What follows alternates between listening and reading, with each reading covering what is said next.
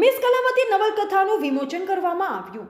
વિધાનસભા અધ્યક્ષ શંકરભાઈ ચૌધરીના અધ્યક્ષસ્થાને કરવામાં આવ્યું વિમોચન। બાબર ખાતે આવેલ ગાયત્રી ગર્લ્સ હાઈસ્કૂલ ખાતે મિસ કલાવતી નવલકથાના લેખક અને સરહદના કિનારે સાપ્તાહિકના તંત્રી કરસનજી અર્જણજી રાઠોડની આ નવલકથા નવભારત સાહિત્ય મંદિર અમદાવાદ દ્વારા પ્રકાશિત કરવામાં આવ્યું। આ નવલકથાનો કાર્યક્રમ બાબર ગાયત્રી ગર્લ્સ હાઈસ્કૂલ ખાતે રાખવામાં આવ્યો, જેમાં પ્રસંગે વિમોચનમાં વિધાનસભાના અધ્યક્ષ શંકરભાઈ ચૌધરીના અધ્યક્ષસ્થાને આજરોજ બાબર રાધનપુર રોડ પર આવેલ ગાયત્રી ગર્લ્સ હાઈસ્કૂલ ખાતે રાખેલ, જેમાં મુખ્ય મહેમાન તરીકે નવભારત સાહિત્ય મંદિર અમદાવાદના પ્રકાશક મહેન્દ્રભાઈ શાહ ઉપસ્થિત રહ્યા।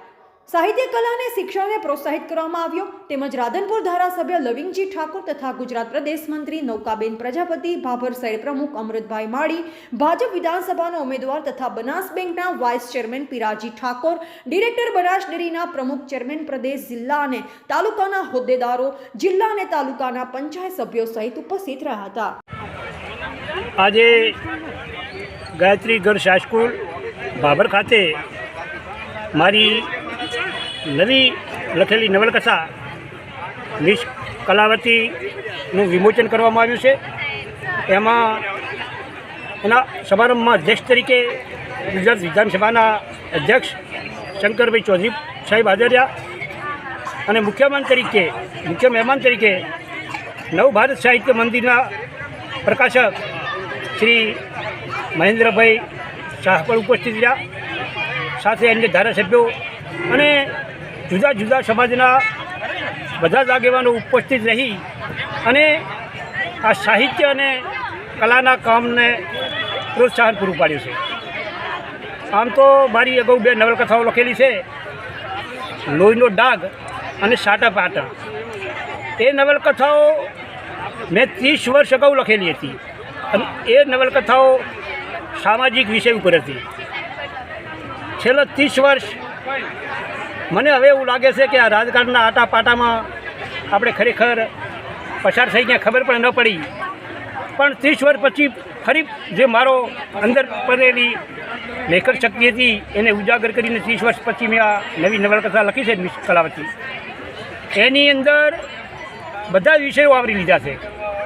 મારી જાણમાં એવો કોઈ વિષય મેં બાકી રાખ્યો નથી, એટલે કોઈ એક વિષયની નવલકથા ન કહી શકું, પરંતુ આ નવલકથામાં માણસ જન્મથી નહીં પરંતુ કર્મથી મહાન હોય છે એ દર્શાવવાની કોશિશ કરી છે। એમાં કેટલો સફળ થઈશ એ તો વાંચકો જ નક્કી કરશે।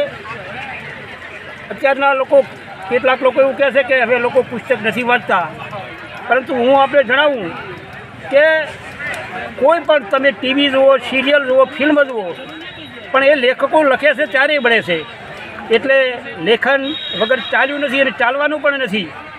મારી જે જૂની નવલકથા હતી લોહીનો ડાઘ એ મેં હમણાં જ આપણા દરેકના મોબાઈલ ઉપર આપતું હશે, માતૃભારતી એપ, એમાં 1 મહિના પહેલાં જ મેં લોન્ચ કરી અને મને કહેતા આનંદ થાય છે કે આટલા ટૂંકા સમયની અંદર 7000 લોકોએ સાહેબ એને વાંચી છે।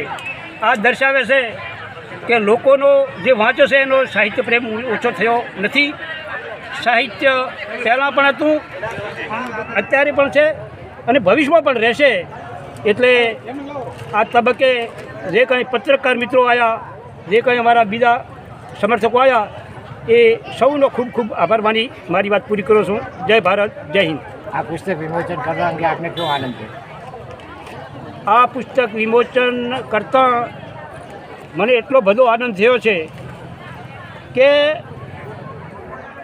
બનાસકાંઠા જેવા સરહદી વિસ્તારના ભાભર તાલુકાનો